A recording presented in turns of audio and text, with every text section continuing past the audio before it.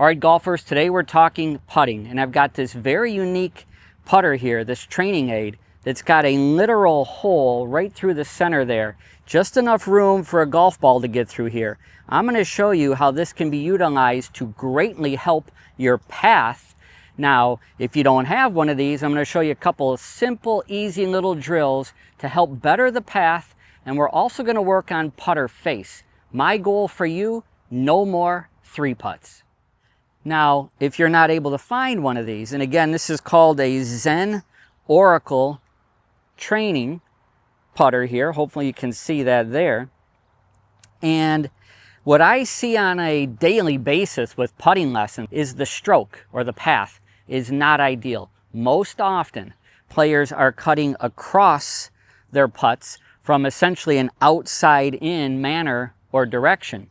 So when you've got your ball here on the ground, and you literally put this putter on top of the ball, as you make your stroke, in particular, on the way through, you want to try to roll that ball as end over end as possible.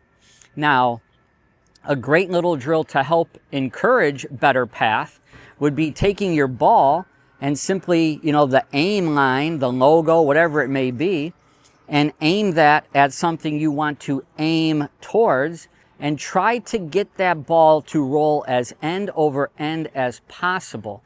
You'll know two good things are happening. You'll know that the path was probably pretty darn good, and the club face, the putter face at impact, was probably very square. I'm going to show you a couple easy drills here. Stick around, and I know with a little bit of practice, your putting will improve, and no more 3-putts.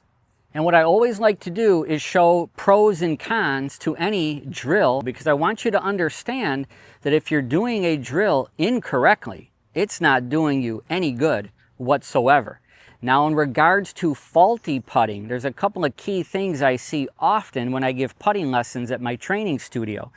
If you had, for example, an alignment rod on the ground, or it could certainly be a golf club itself, what you want to do, it doesn't get any easier than this. You simply set the putter face, the putter head on the rod or the golf club shaft, and simply make strokes that are more straight back, straight through, for assuming you have like a 3-foot putt, for example. Now, as the putt length gets longer, as the back stroke is made, that putter head should start to naturally arc a little to the inside. Conversely, on the way through, that putter head should naturally start to arc back to the inside.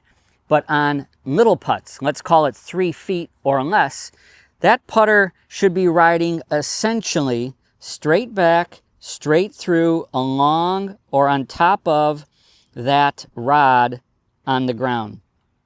Because if you were doing this and you were pulling that putter head too inside too quickly or too outside, you are instantaneously going to see the fault.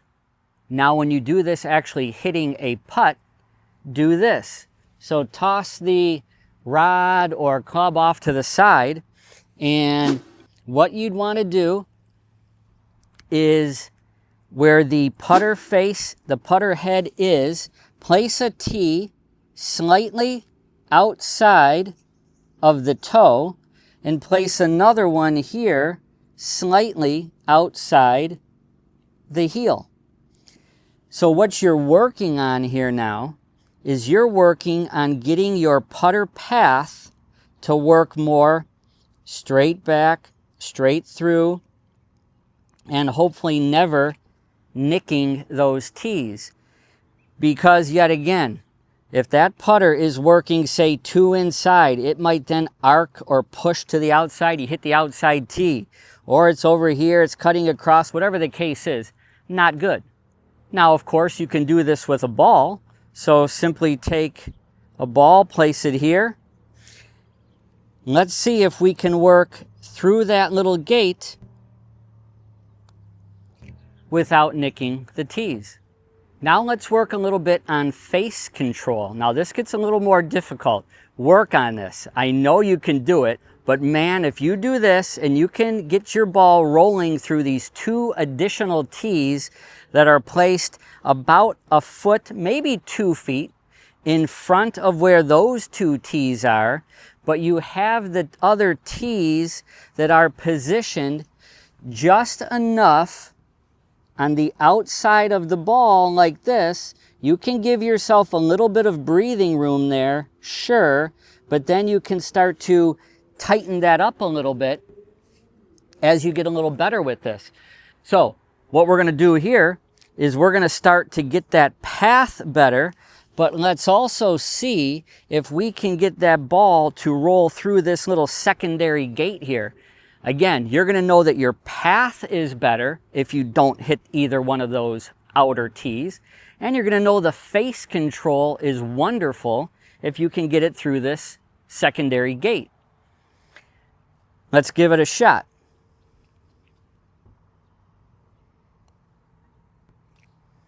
Pretty good.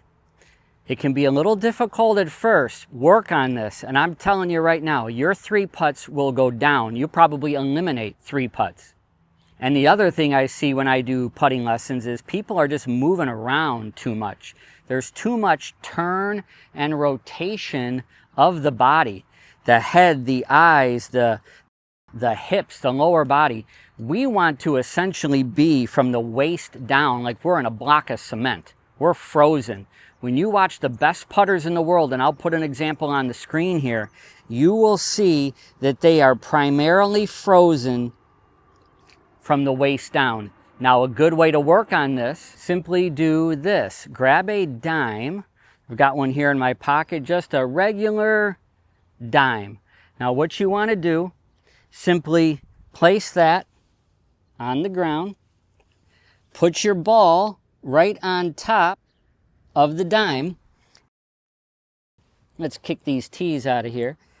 From there, after you stroke the ball, what you want to be doing is keeping your eyes focused on the dime, because when there's too much rotation of the body, again, too much of this going on, we're peeking too soon, we're looking too soon to see where the ball goes. That's a killer. And a lot of times from this view, when we peek too soon, you can see there's a lot of opening of the body. The lower body is over here like this, and most often the path is cutting across from an outside-in manner. And many of you are missing putts left or right. If the face is too open at impact, you're essentially cutting across it and you're slicing a putt. So with these drills we're working on here tonight, we're going to eliminate those 3 putts. So now, as you're looking down at this ball here, after you strike the ball, continue looking down and see the dime, and then peek and look to see where your ball goes. A great way to do that would be start off with like a 3-footer. Do not peek or look until you hear the ball in the hole. After you do a number of those and you're gaining confidence and you hear the sound of the putt being made, your eyes are down. Look at players like Tiger and Lydia Ko. I'll put examples of them on the screen. They are notorious for keeping their head and eyes down after they stroke the putt. There's a number of professionals that do that, and there's a reason why. If you can do this and not peek, great results are going to happen. All right, guys, now I had to come indoors for this last part of this very simple drill to help eliminate turning and rotating of the body at any point throughout your putting stroke. It involves an alignment rod. If you guys don't have any of these, please get some. Lowe's, Home Depot, hardware store, whatever it might be, online, Amazon. But get a couple. You can utilize them for ball position. You can utilize them to work on swing plane. So many, different good, advantageous things that they can be used for. In this case, for putting, we're going to take this and put it through the first 2 belt loops like this. And the goal with this is now get yourself into a door frame like this, and from there, as you make some putting strokes, you simply want to see and feel that the alignment rod is flush against the door frame. because if you started to move it all this way, you're going to start to feel tension here in these belt loops as you're attempting to open up, turn. So do this. It's very simple, and it's going to help eliminate those 3 putts. Now, of course, you could set the dime on the floor. You could actually hit some putts. Why not?